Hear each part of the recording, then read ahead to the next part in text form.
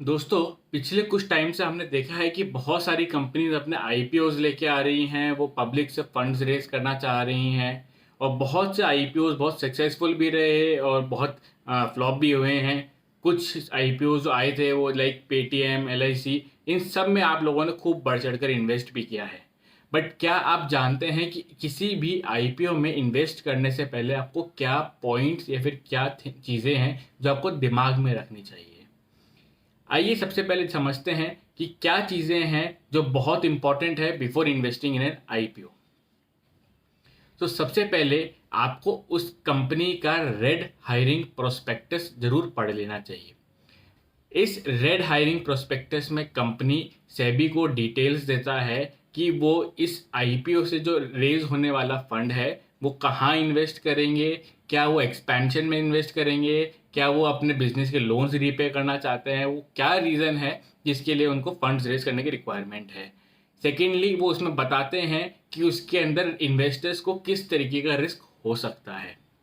Second, हमें ध्यान रखना चाहिए कि कंपनी जो फंड्स रेज कर रही है उसको कहाँ यूज़ करेगी, क्योंकि अगर वो एक्सपेंशन के लिए तरफ इन्वेस्ट करने वाली है तो it looks like business has a good future and good future plans and they want to expand their business. However अगर वही अमाउंट अगर वो अपने लोन्स रीपे करने के लिए ले रही है तो that's not a good sign for the company. वो कंपनी अपने प्रॉफिट्स फ्यूचर में सीक नहीं कर रही है, वो फ्यूचर में प्रॉफिट जनरेट नहीं कर पाएगी। शायद से उसी की वजह से वो आईपीओ से फंड्स रेस करके उस लोन को रीपे करना चाहती है। Thirdly which is important is आपको उस कंपनी के बिजनेस के बारे में पता होना चाहिए, उसका बिजनेस मॉडल समझ लेना चाहिए। अगर आपकी इंटेलिजेंस, आपकी नॉलेज, आपकी अंडरस्टैंडिंग बोलती है कि जिस बिजनेस में आप इन्वेस्ट करने वाले हैं, जिस आईपीओ में आप जिसके शेयर्स लेने वाले हैं, वो बिजनेस मॉडल फ्यूचरिस्टिकली अच्छा है, तो ही उसमें इन्वेस्ट कीजिए। Next important point is the management and promoters background. अगर आप आईपीओ से फंड्स रेज कर लेते हैं बट उस फंड्स को मैनेज करने वाले लोग ही अगर इंटेलिजेंट इनफ या फिर केपेबल इनफ नहीं है, वो सारा का सारा फंड वेस्ट हो जाएगा। You must be aware about the management of the company and it's board of directors and the promoters background.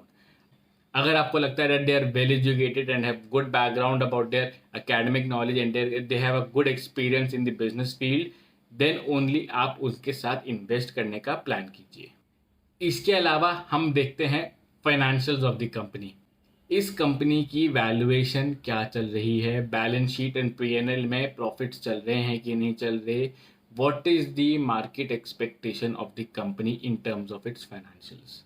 And lastly and the most important thing is जिस company में आप इन्वेस्ट करने का सोच रहे हैं in the form of IPO, उसके लिए मार्केट में कितना स्ट्रॉन्ग कंपटीशन है। जितना लेस कंपटीशन होगा उतने ज़्यादा चांसेस होंगे उस बिजनेस के फ्लरिश करने के लिए। जितना ज़्यादा कंपटीशन होगा उतने कम चांसेस हैं आपको आपके इन्वेस्टमेंट पे रिटर्न मिले। So please keep these points in mind before investing in an IPO, and do not forget to follow me and subscribe to my YouTube channel. Thank you so much.